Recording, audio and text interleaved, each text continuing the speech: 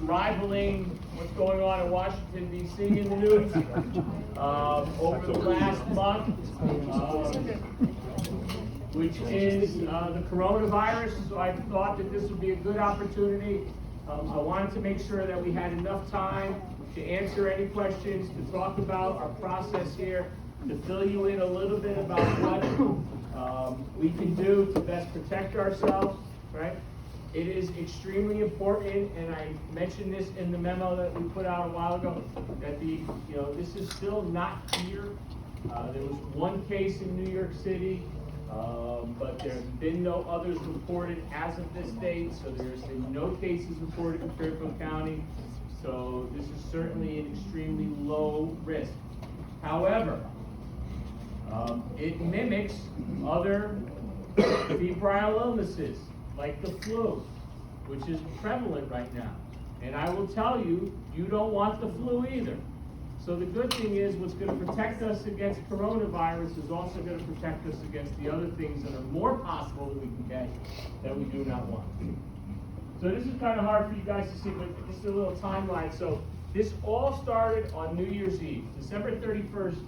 The country of China reported to the World Health Organization that they had this case of a new strain of coronavirus that was responsible for many people getting sick in the city of Wuhan, China.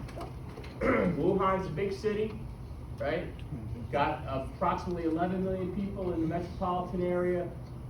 And what they found was that there were numerous people, especially those who would go to an animal and fish market nearby, that were getting sick, right? So now we come into January. Everything starts to unfold. People start dying in Wuhan, China, right? So now they decide at this point that they're going to declare a national emergency within China. Then they have people getting sick outside of Wuhan, throughout the province, right, of Hunan. Then they realize that there are people getting sick elsewhere, right? People who never even visited the animal and fish market. So what does that tell you about the transmission? It's become person to person, right? So when you have a person to person spread of a virus that we've never seen before, right? Not to sound too hysterical, but that's the kind of stuff that the movies are made of, right? So now they started to get nervous. So then the World Health Organization issued a worldwide emergency because then they started to see different pop-ups in Japan, in South Korea, in Singapore, right? In Europe, especially Germany, and then again in the United States, where as of tonight we've had 11 confirmed cases, right? All of them travel related, but it's been enough where we need to put it on our radar, right? We need to be concerned about it. Right? So, coronavirus is a very common family, right? It is the coronavirus that causes the common cold and a lot of the other respiratory sniffles and fevers that we get, right? But we've never seen this strain. So this is a variation, a different form that they think was prevalent in the animal population, but never crossed over to the humans until Wuhan, China, right? What makes this dangerous is the fact that we've never been exposed to it. So our body has no antibodies to it. We have no ability to combat it because it's completely foreign, right?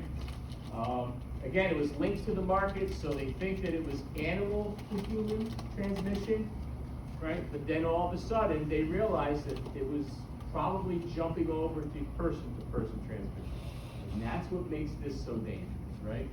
So if all you had to do was go to the fish and animal market to get it, it can be very tightly contained. But the fact that this is now jumping around is what makes it such a concern. So the symptoms are very similar to a lot of calls that we see here every day, right? So people who have cold and flu-like symptoms, fever, cough, shortness of breath, little tightness in their chest, it hurts when they cough, they might have a wheeze or some rhonchi, right? Some thick mucus. They're people who are going to tell you, you know what? I've got the bad flu. Or boy, I've got a horrible chest cold. I feel like crap. I've got a fever, a stuffy runny nose, right? That's the presentation. And we've all experienced it in this room ourselves, and we have family members who experienced it, and we have people who have the flu right now that are common EMS response for us, so that's it. How can we determine whether we're dealing with the common flu, or a common cold, or a potential coronavirus? What's going to be our keys, Thomas? The travel aspect? Yeah, that's the big thing right now, right? So, the incubation for this is going to be short. It's going to be short, 2 to 14 days. You know, it seems like a pretty wide window.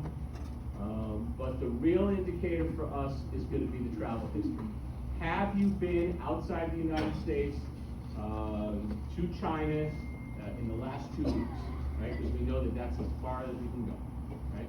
If the answer to that question is yes, right, then we have what's called a person under investigation, right?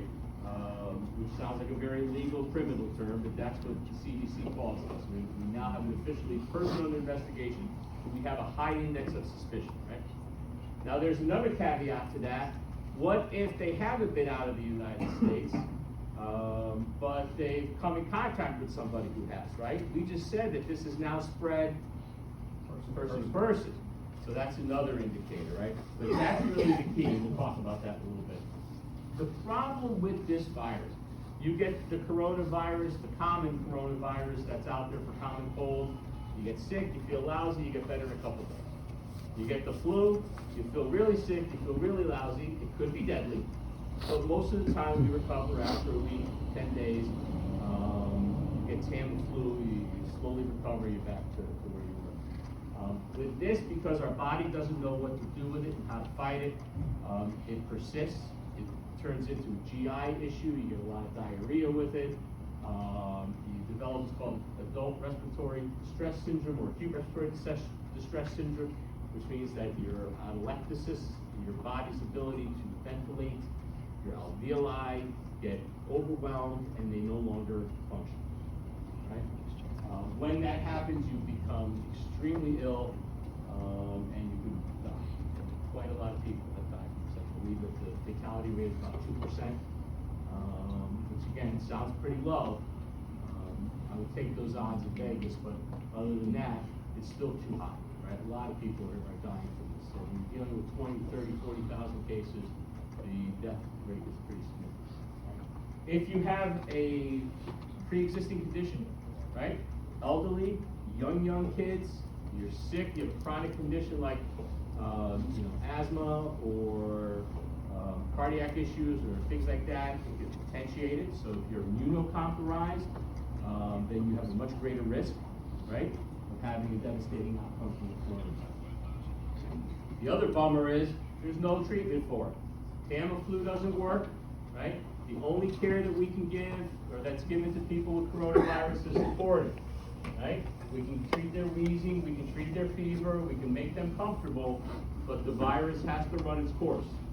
And if the body is eventually able to beat it, they get better, which again, if you flip it around, it's about 98% of the time, which is good.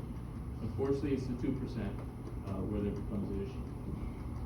So this is now considered a highly contagious antigen, which means that it is spread person to person, and they think, they're not sure, but they think it's primarily through direct contact and respiratory droplets, right?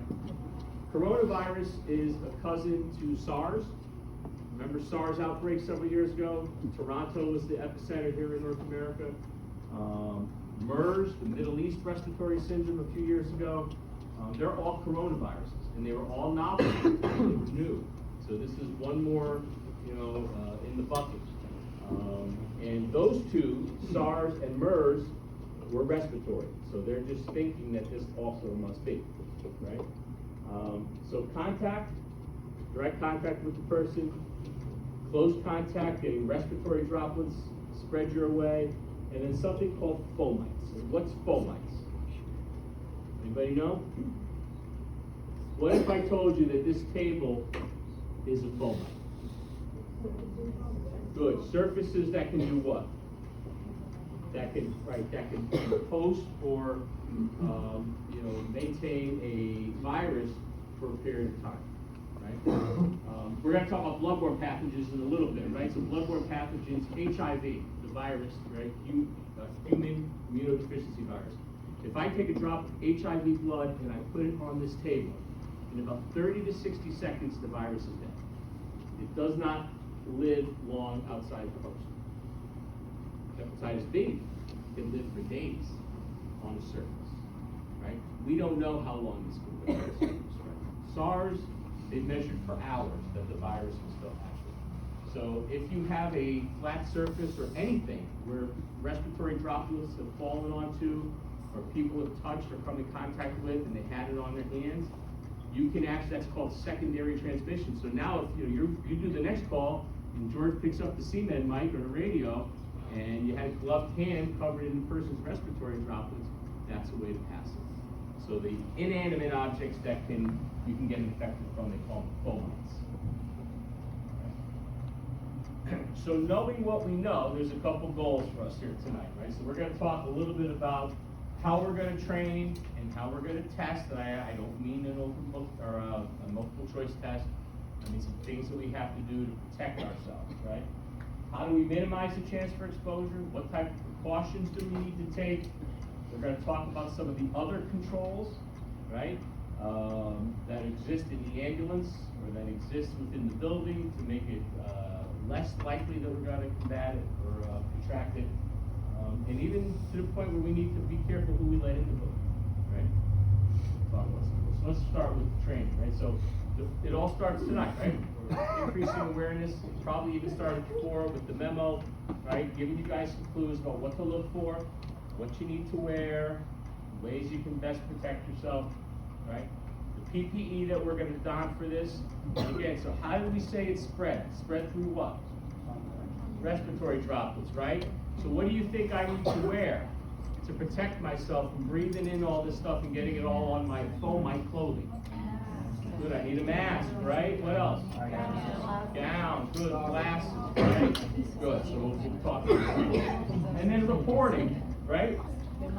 If you have somebody that you think is a person under investigation, or if you're all into like law and order, person of interest, right? Or somebody you have a high index of suspicion that not only has coronavirus, but has any potentially contagious disease, you want to report it to somebody. You want to let the ER know on the radio so they can prepare a report. Right? So just so you know, CMed has established a protocol where the minute that a person calls 911 and says that they have a fever or they're complaining of flu-like symptoms, CMed will ask the travel question. So you're going to hopefully will get that information, right? So getting information from the dispatcher is key. If they don't ask the travel question, they tell you, you're responding for a sick call, and then when they give you the update, yeah, it's a 36-year-old male who has a cough and a fever for 2 days, right? Is that enough information for you to want to protect yourself when you walk in the house? Yeah, absolutely, right? 2 to 3, cough, fever, right? Certainly sounds like flu-like symptoms to me, right? So the other thing is we need to make sure that we protect the people around us. So if I am the EMT and I want to make sure I have all my PPE on before I get in close contact, what's the definition of close contact? How close do I need to be really nervous? Well, so it's actually 6 feet. The CDC says respiratory droplets can be projected up to 6 feet, right?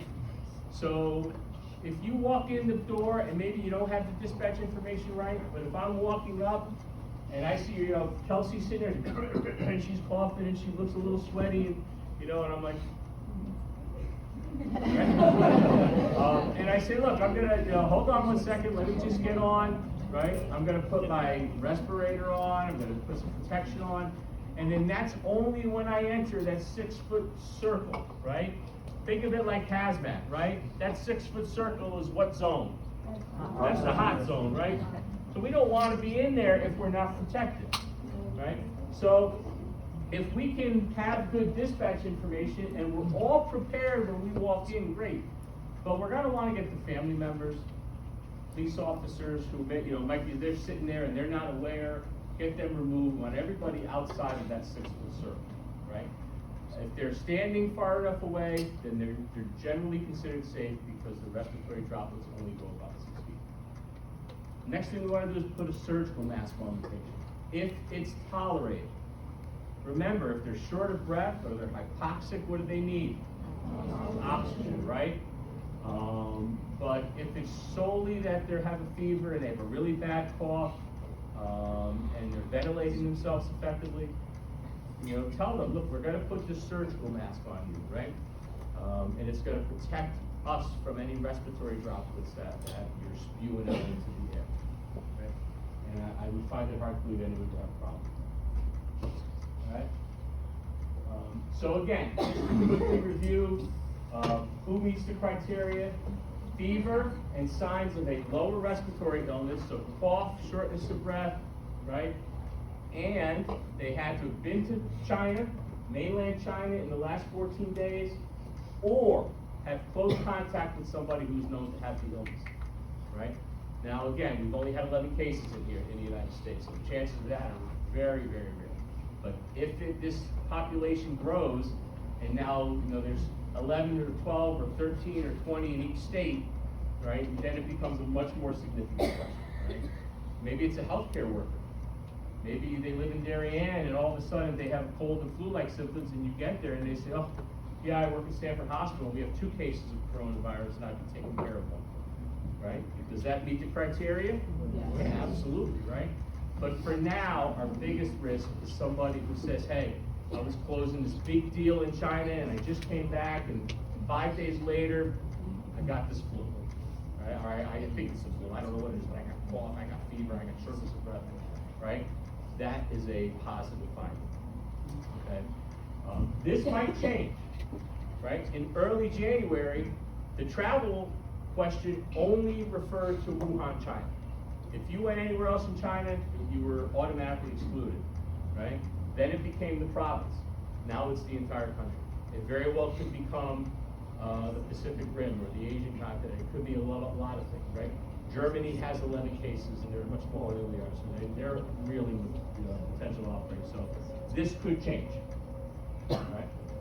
Again, we talked about the things we need to wear. So if you think about what the danger is, right? Me coughing and hacking and snotting, right? And not covering my mouth. And even if I try to cover my, if I go like this, but all spewing all in the back of my ambulance, right? And it's all spewing all over you guys, right? So that's what I want to protect myself from. So these are the things that we have at our disposal, right?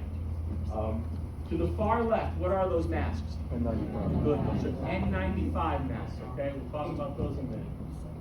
Next one. Good. A surgical mask, right? Or an aerosol mask or something like that, right? Goggles. And then we have these nifty kits, right? These nifty kits have everything that you need with the exception of the N95 in one bucket. There should be 3 or 4 in each ambulance, right? So if you're going to a call and you think it has to do with corona or again, anything, flu, I don't want to catch your flu. I want to catch your cold, right? So it might not be a bad idea to just grab them, right? And if again, if you have good dispatch information or your spider sense starts to tingle that this person has a cough and flu, right? Take the time to throw the gown on. Take the time to put the N95 on, right? So again, the N95 mask, this is an important distinction, right? It is not a mask per se. It is not designed to protect you from splash. It is a respirator, which means it has to be tight fit in order for it to work, okay? So when you put the N95 mask on, you need to be fit tested for it, right? And if you've ever worked in one for a long period of time, it can get tiring because remember, every time you take a breath in, you're drawing air through that filter, right? Cleansing the air, so by the time it hits your lungs, right, 95% of the particulate has been trapped in that mask, all right? If you're not properly fitted for this, and you have a gap here, or here, or here, or you have hair like I do that's not properly trimmed to fit the mask, When I take a deep breath in, where does the air rush in from? The path of least resistance, right? Can I ask a patient to wear this? No. Because again, it's tight fitting. If they are already short of breath and you ask them now to work harder to draw air through that, you can make their symptoms worse, right?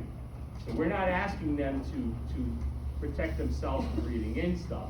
We want to protect the stuff that they spew out, right? John? Do we have a mask that they could wear? We do, and I'm going to get to that very shortly, right? So the important thing with this, when you grab the mask and you want it to be the N95, they must say it on there.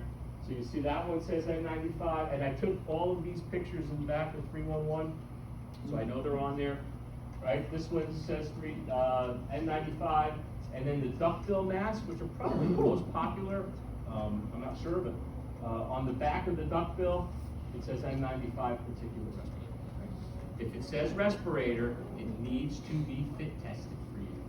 So again, we're going to make sure that everybody here gets fit tested. How often do you need to be fit tested? Everybody know? And every year. Right? The minimum standard is every year, or if there is a significant change in the structure of your face. And what they mean by that is you gained 20 pounds, you lost 20 pounds, right? You had some dental surgery, whatever it is, because you don't want to be that day and realize, holy cow, I hadn't been fit tested in 18 months, and I'm completely different than I was back then, right? So John asked a good question. Well, what can we put the person on? Oh, I'm sorry, take it. Quick question, can we publish a list of what we were fit tested for? Because I don't remember. This OSHA, people list of what Yeah, size, okay. is that easy Yep. enough to do? So you can talk to any of the OSHA folks, they should have it. This is a procedure mask, right? So surgeons wear this again to, mainly to protect their spit from coming out, but also, right, again, if anything is splashed at them, right, their mouth and nose is protected. It's not for respiratory droplets, right? It's not tight fitting. So we shouldn't wear this when we have a patient in the back of the ambulance who has respiratory droplet concerns, but the patient can wear this. Because again, there's no drawing of the air directly from the filter.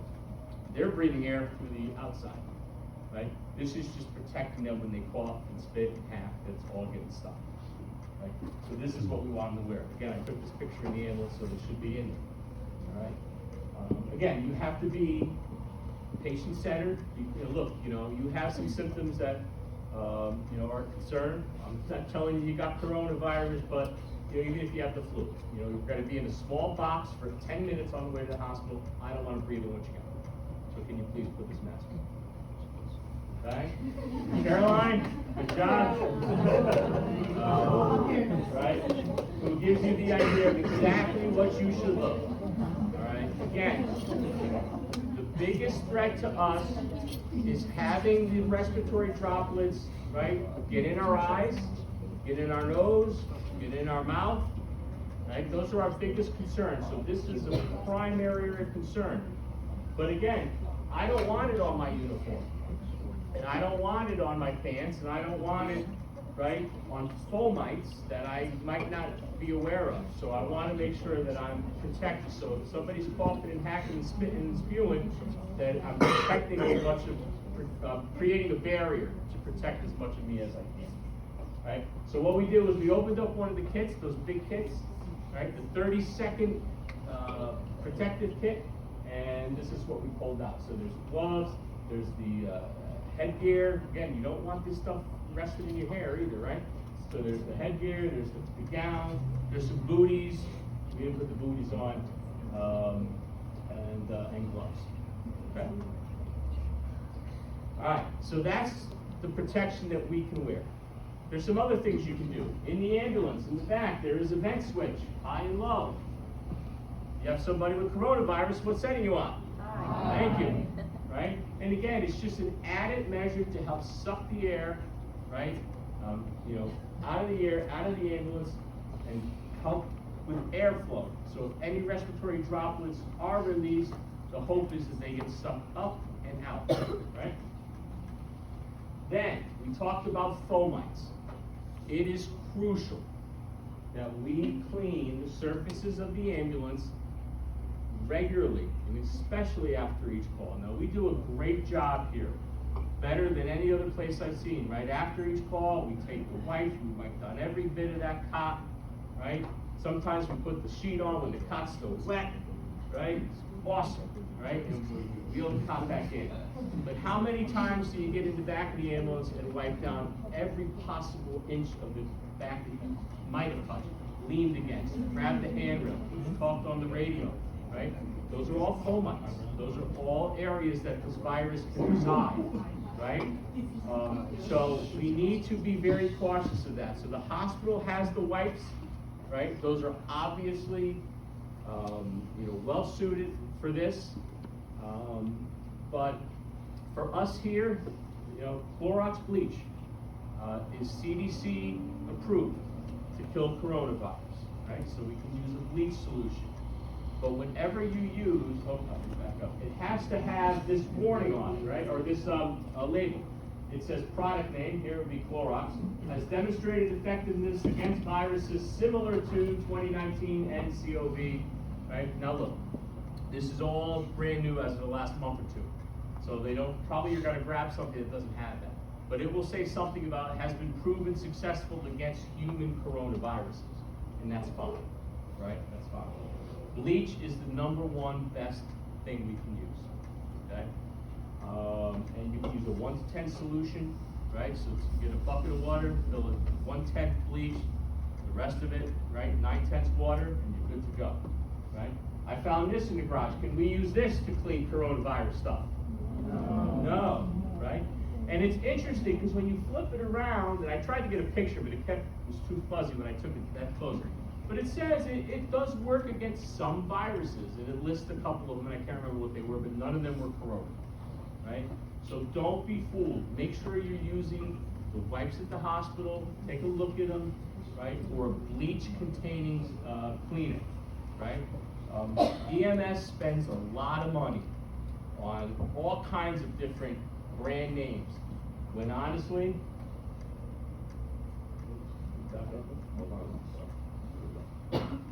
that's all you need. So if we can get a couple gallons of bleach and some buckets, we would be doing everything we need to be. But if we have fancy schmancy virus cleaners, just make sure it works on coronaviruses, okay? All right, the last thing was how do we manage visitor access, right?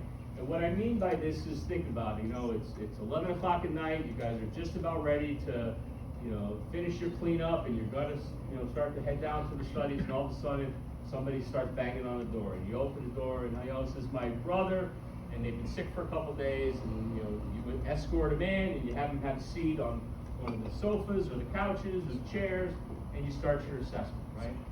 And then all of a sudden you realize that they've had a cough, they've had a fever, they've had respiratory congestion, they've had snot and drool, and then all of a sudden, and again, I'm not even gonna refer to the China piece, but maybe they do. Maybe you ask them a travel question and they've been there. But even if they didn't, you don't want it, right?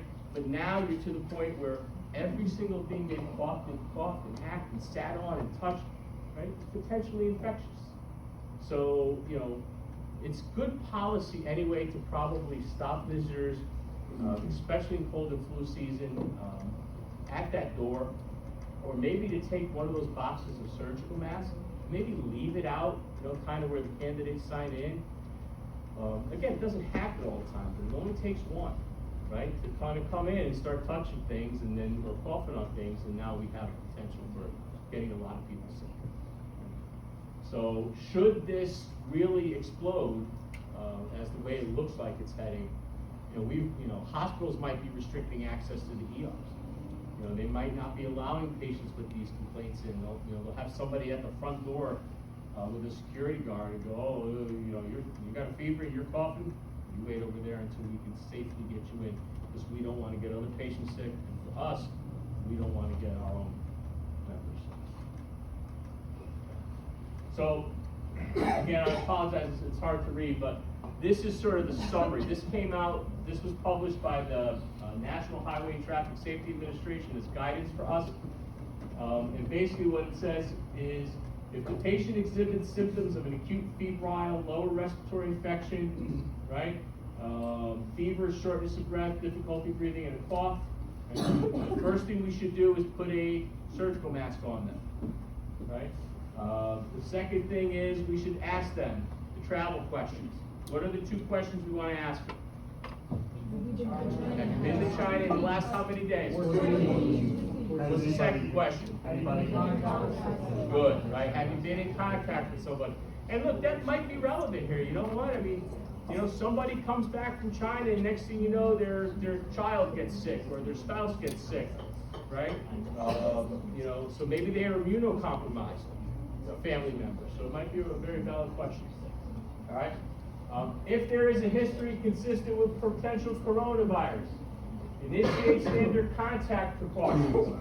And the respiratory droplet precautions are what? What are we wearing? Gowns, gloves, N95 respirator, right? Good, right? Full body suit, right? Again, we don't want to create hysteria, but we want to be conscious of what the risk is, right?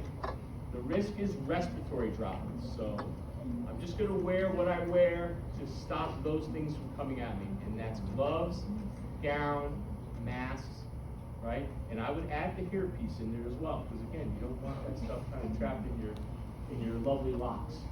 All right? Next, notify the receiving hospital as soon as possible. So this is where you're going to patch in and say, hey, you know what? I've got this person who has cold and flu-like symptoms with a fever. Oh, and they've been to China in the last 14 days, or they've been in contact with somebody who is known to have the coronavirus.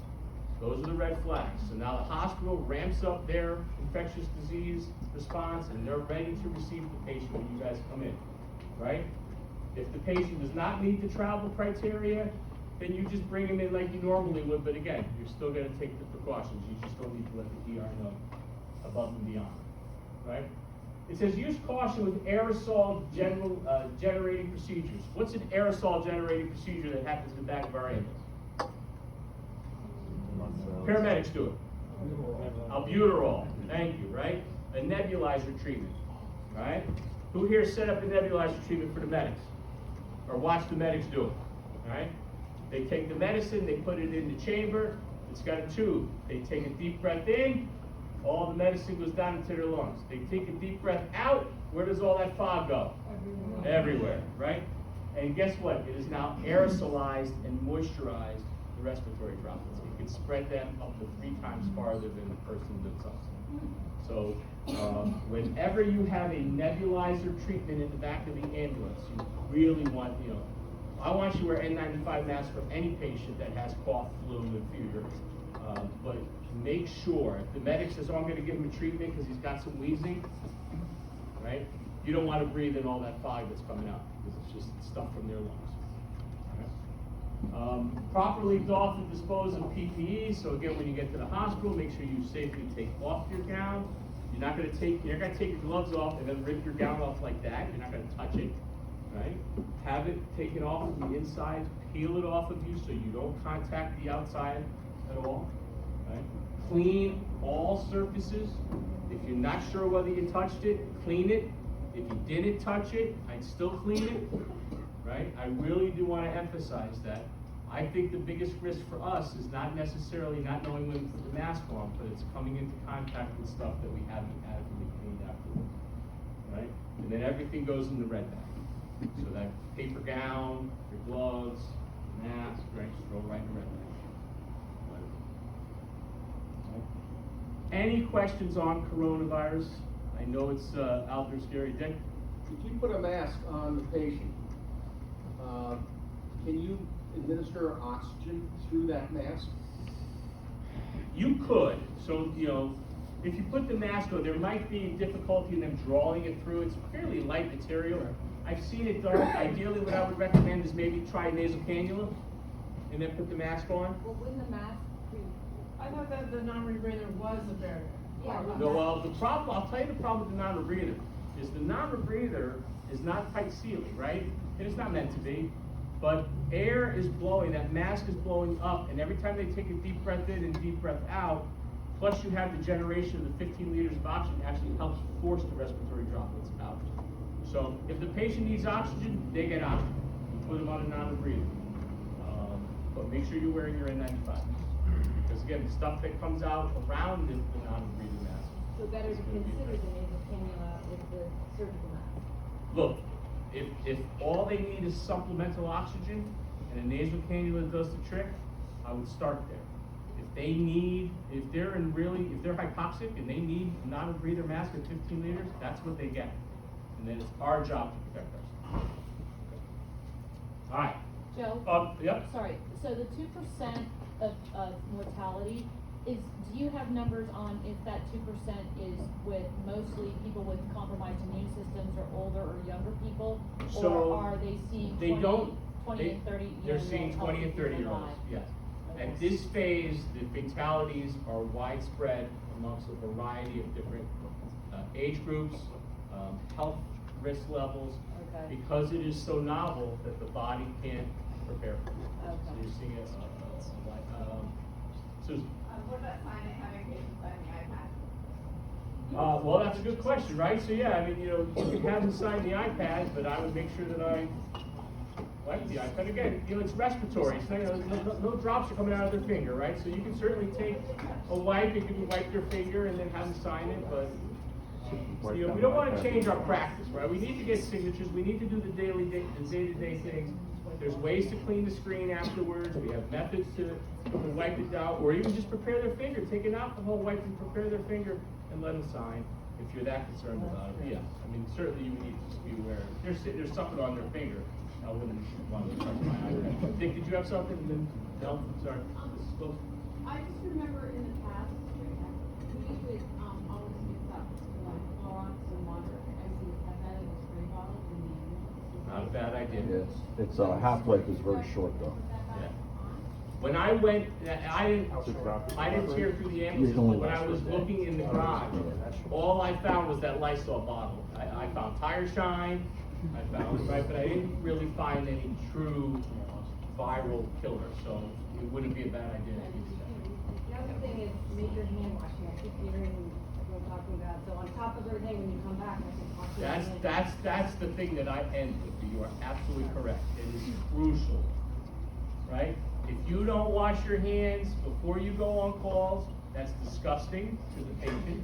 If you don't wash your hands after you finish your call, that's disgusting to you, right? You've got at least 20 seconds.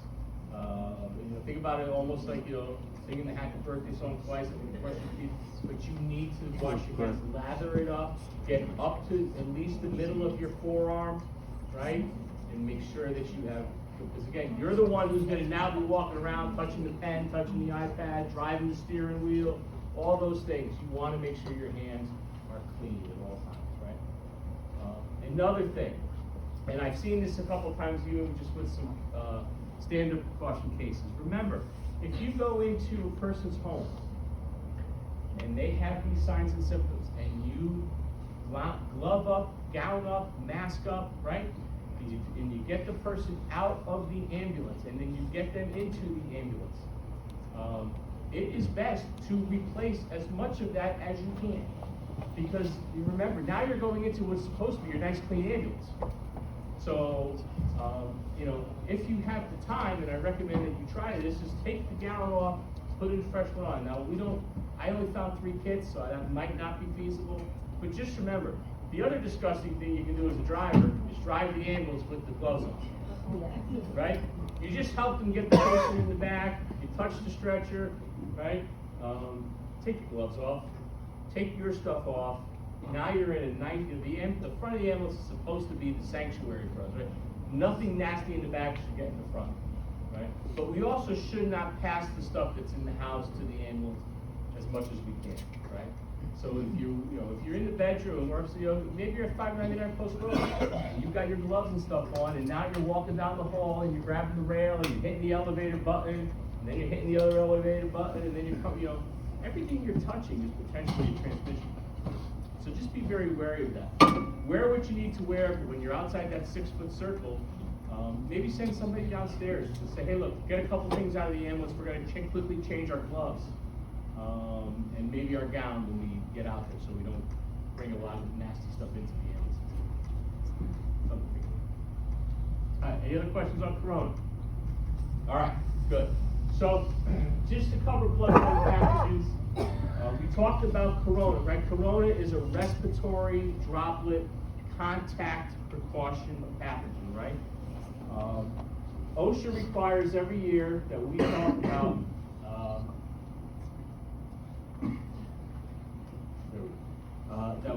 about, things that are contagious through blood contact, right?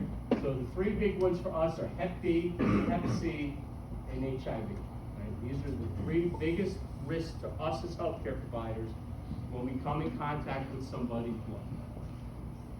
Right? So let's start with Hep B, right?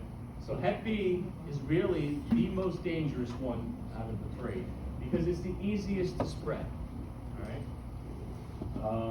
It is prevalent in a lot of high-risk populations.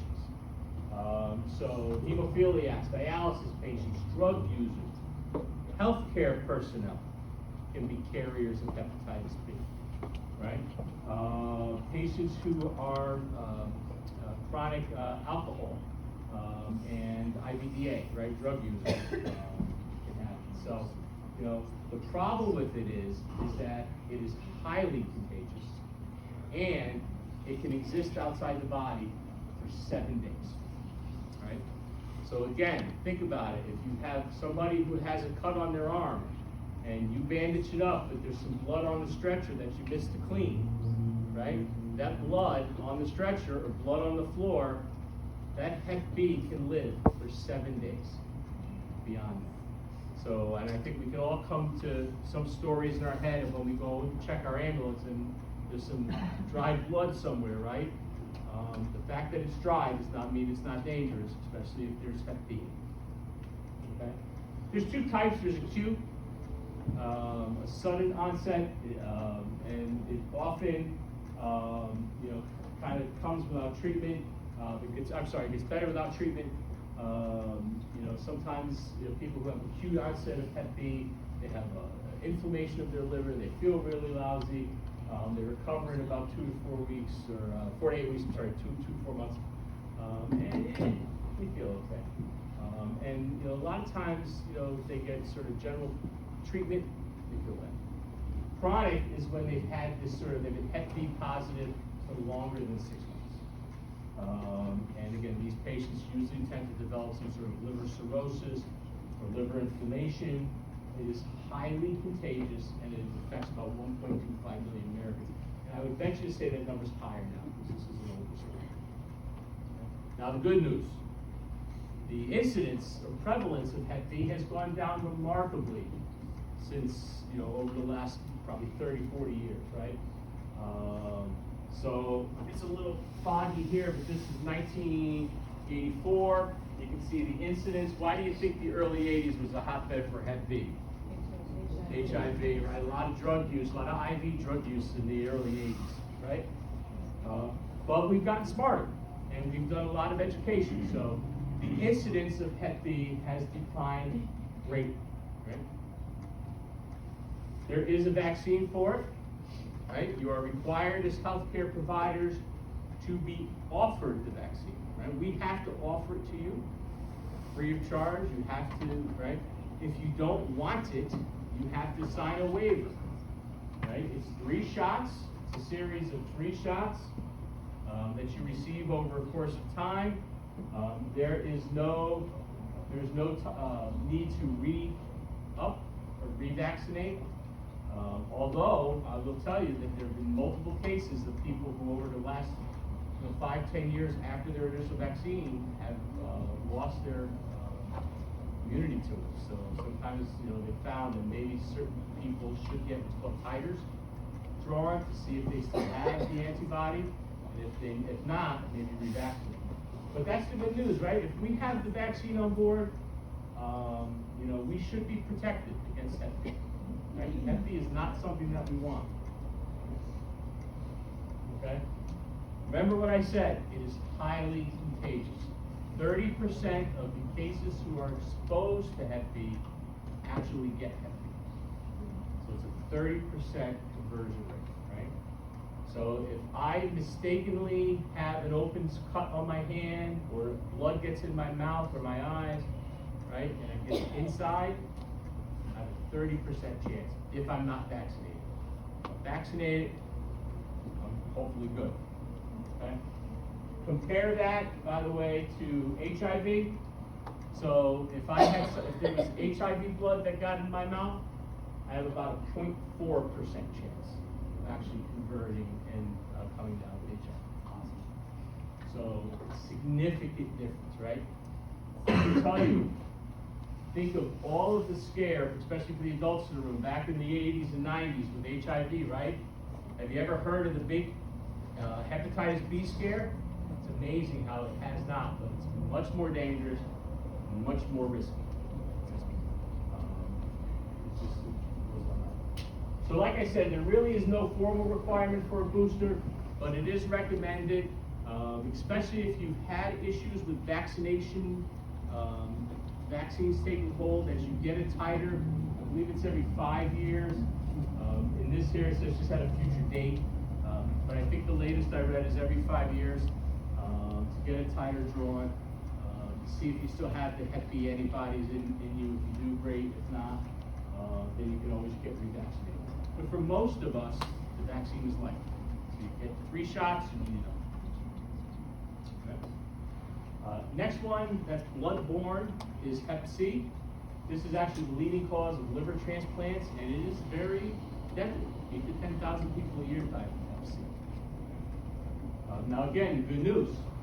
So along with Hep B and other blood-borne pathogens that have really became risky in the IV drug use stage, the incidents have really gone down. Although you can see in 2005, it sort of started to tick up, right? But for the most part, the prevalence of it, of Hep C, has gone down.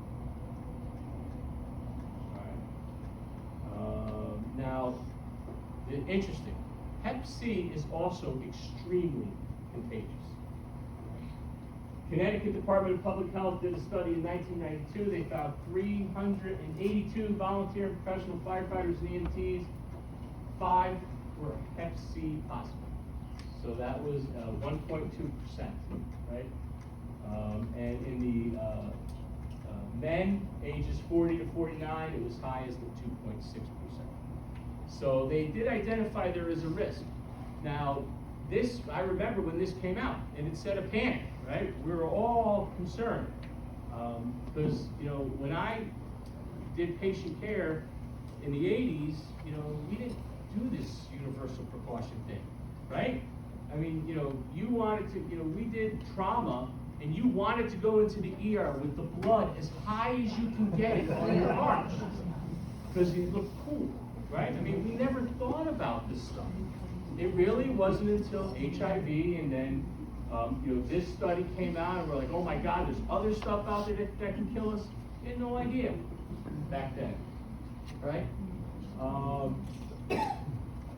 So, 8 years later, the CDC kind of calmed things down, and they said, you know what?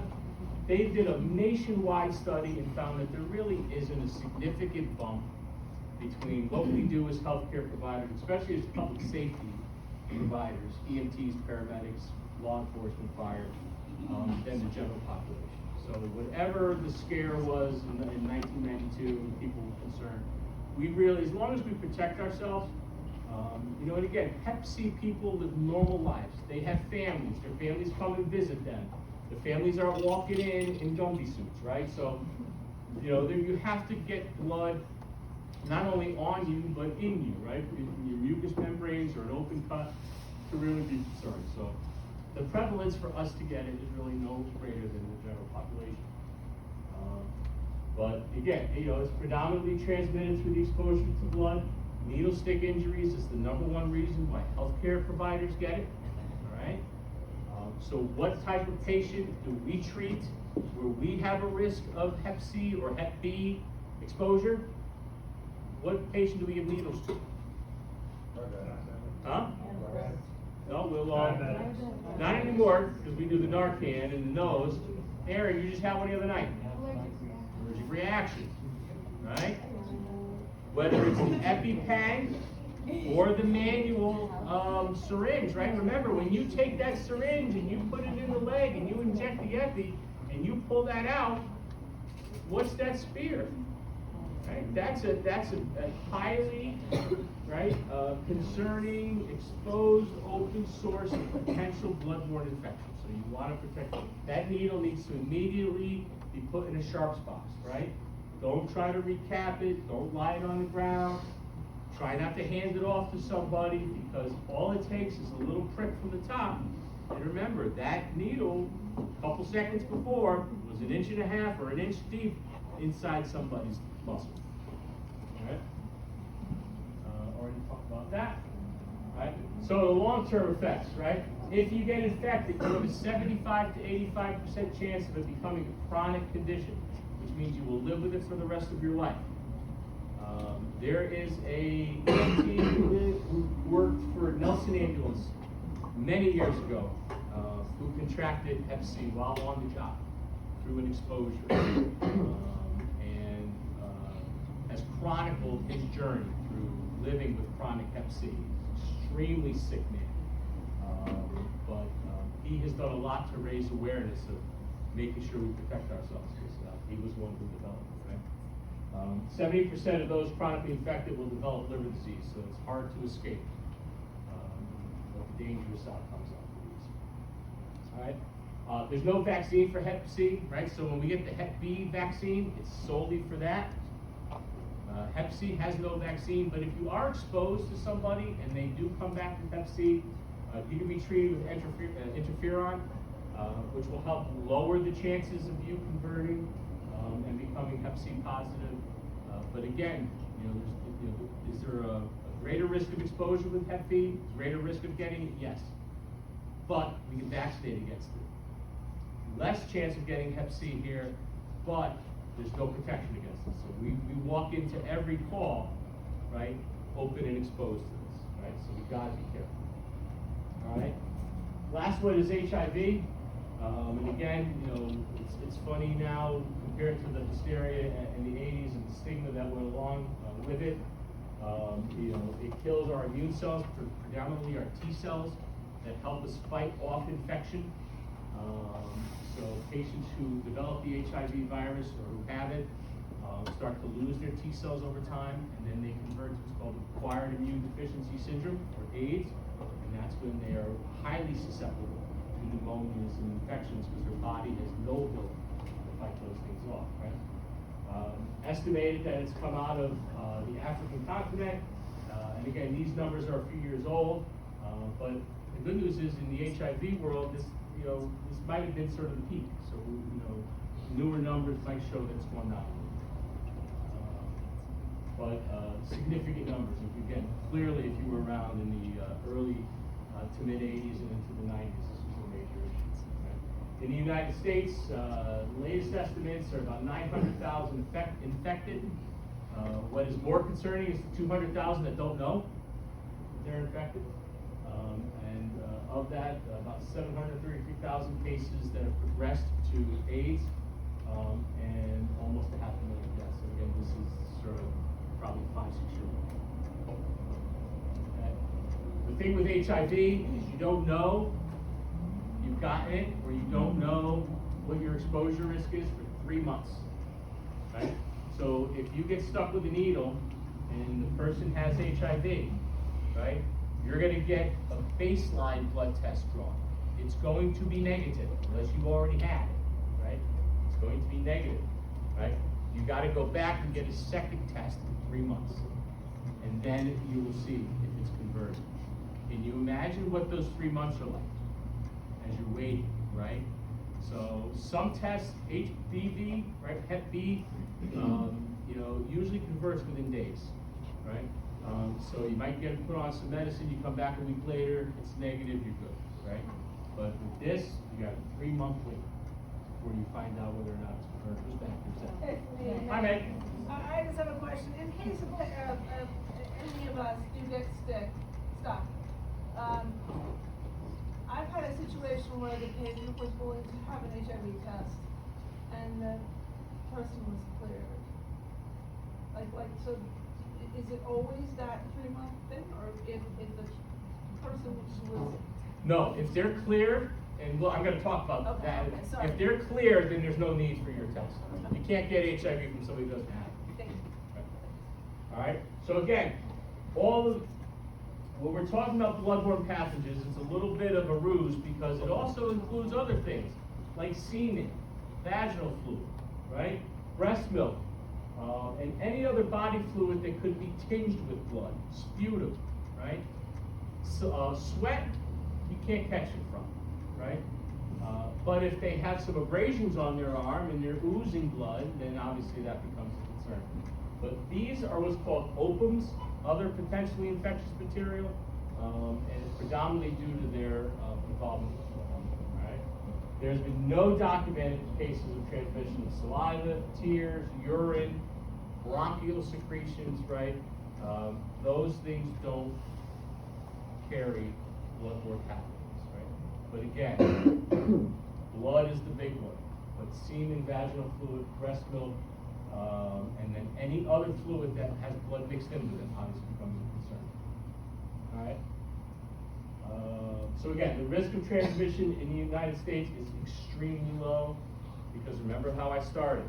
I take somebody who's filled with HIV, I put a drop of their blood on the counter, right?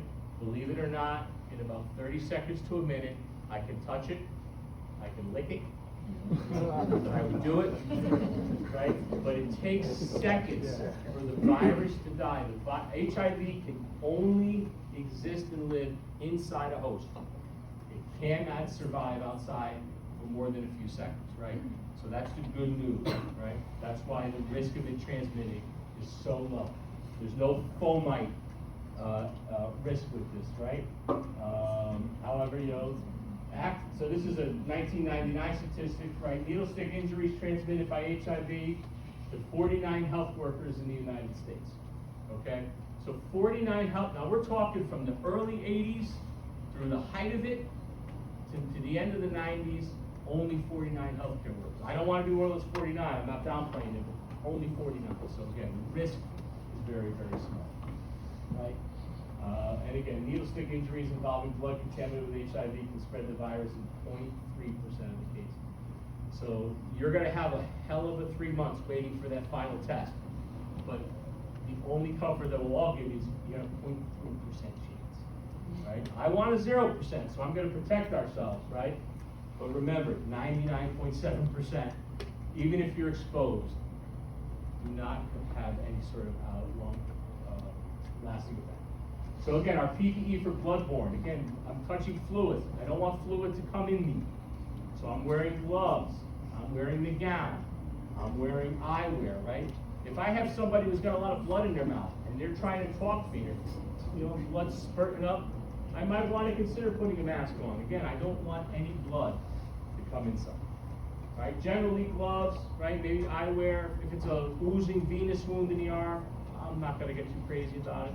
But I'm not going to touch it. I'm going to have gloves on, right? But if there's any chance that blood can move towards me, especially fast, I want to make sure I have proper PPE. All right? Surgical mask is generally fine for bloodborne pathogens because again, I'm not worried about respiratory droplets, right? I'm worried about him waving his arm and blood coming at me. I just need something to protect my face. I don't necessarily have to worry about the blood coming at me, sneaking around the corner of the mask. It doesn't work that way, right? So unless we're dealing with, again, SARS, coronavirus, MERS, tuberculosis that are respiratory droplets, we need to put N95. For this we don't, right? And then again, putting the patient on a mask is also very helpful, right? And we don't skip this one. All right, if you are exposed, we had an incident, I believe when I first started here, we had a needle stick, right, from, that was found in the bag, right? Wash the area with soap and water. You don't need to go crazy, don't pour straight bleach on your finger, right? Soap and water, right? If you got it in your mouth, if you got it in your eyes, right? And again, I've been doing it a long time. I've had every possible body fluid, right, sprayed into my face at some point. right? It's nasty, right? But you wash it out, right? When you get to the hospital, who should you report this to? Who's the first person you should call? I'm probably the second or third person you should call. Right? Make sure the 50 is aware, right? Because they're the ones who can most immediately respond.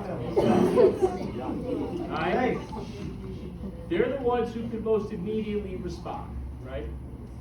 Now we have workers' compensation rules here, right? If you break your wrist on the call, you have to go to the urgent care center in Norwalk. That's part of the town's deal. Right? Only after hours you go to the ER. Here you go right to the ER. I don't care if it's 2 o'clock in the afternoon, right? And you go to the ER the patient went to. Why? Good. Exactly what Mrs. Price said, right? The ER is going to be able to test the person, and they're going to be able to test you, and they're going to hopefully give you some peace of mind right away, right? So the ER will start you maybe